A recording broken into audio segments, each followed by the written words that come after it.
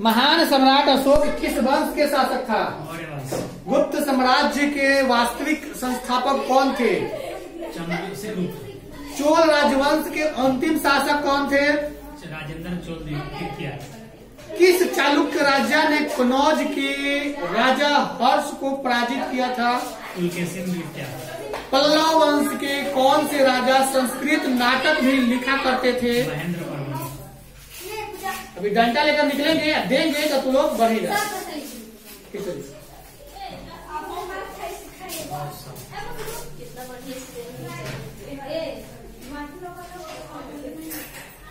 प्रारंभिक चेर वंशीय राजाओं ने किस राजाओं पर शासन किया था?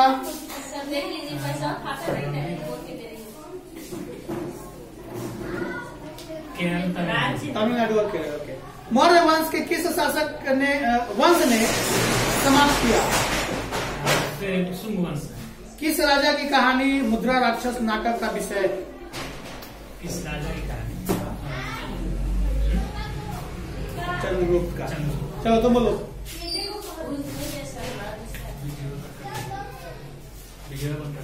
बंद क्या करें, इसको नहीं बंद। अब तुम जब बोल रही है तो करिए देते हैं। चल जो देगी वही चलाएंगे।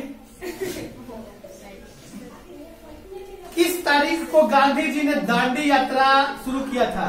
12 मार्च 1930 को। दांडी में जाकर गांधी जी क्या किए थे? क्या आंदोलन किए थे? मैंने क्या कथी का? दांडी कहाँ है? नहीं पता। गुजरात में, पता ही नहीं है। दांडी गए थे सिर्फ नमक बनाने के लिए, क्योंकि अंग्रेज नमक पर टैक्स लगा दिया था, तो वो जाके वहाँ खुद से नमक बनाए यूज किए। अगर एग्जाम्पल मान लो कि अभी अभी सरकार ने दही दूध पर टैक्स लगाया था, तो लोगों ने विरोध किया था। खुद से दही दूध बनाकर इस तरह से बेच कर दिखाया बिना टैक्स दिए हुए, तो वो उसका विरोध करना हुआ। तो नमक पर टैक्स लग गया। हम गए थे वहाँ, तो कहाँ गांधीधाम तक हम पहुंचे थे। उसके आगे जाना था लेकिन नहीं जा पाए क्योंकि समय ज्यादा ले रहा था। वहाँ पे नमक का जो है ना, बर्तन का जो बालू का ढेर देखते हो, नमक का ढेर लगे रहता है। और ट्रक, जिस ट्रक पर लोड होता है, वह ट्रक बोलता है लोग कि उसका बॉडी 6 महीने तो बहुत हो गया, 3 महीने में बॉडी खत्म हो जाता है गाड़ी में। ट्रक पर लोड होगा, अब फैक्ट्री तक जाएगा, उसमें और भी मिलाकर उसको शुद्ध बनाकर, साफ बनाकर, मतलब मिट्टी समझो कि जो कच्चा बालू होता है ना, सेम वैसा ही है।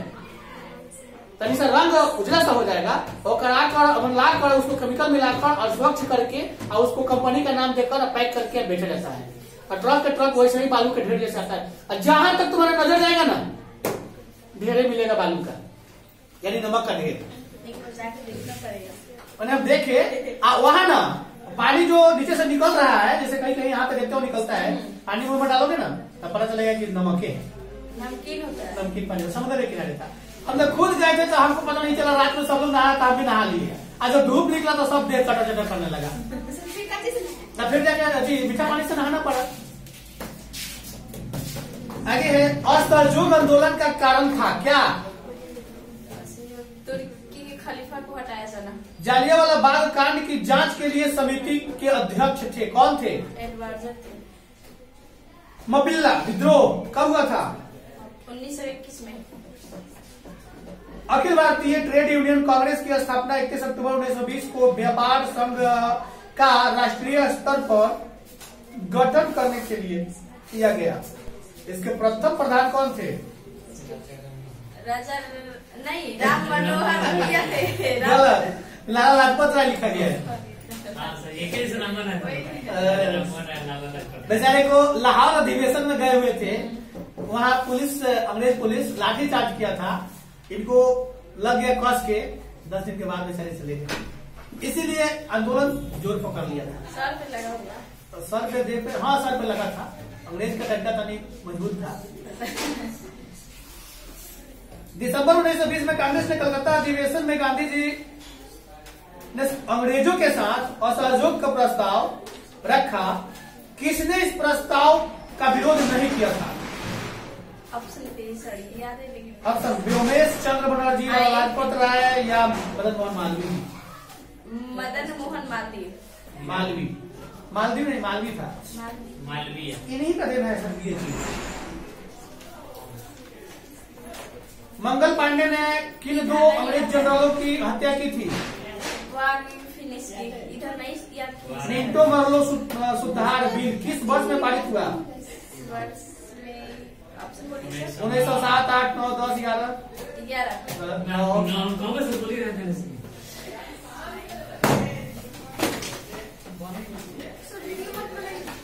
जब कह रही है तो बता ही देते हैं। तो खड़ा हो जाओ।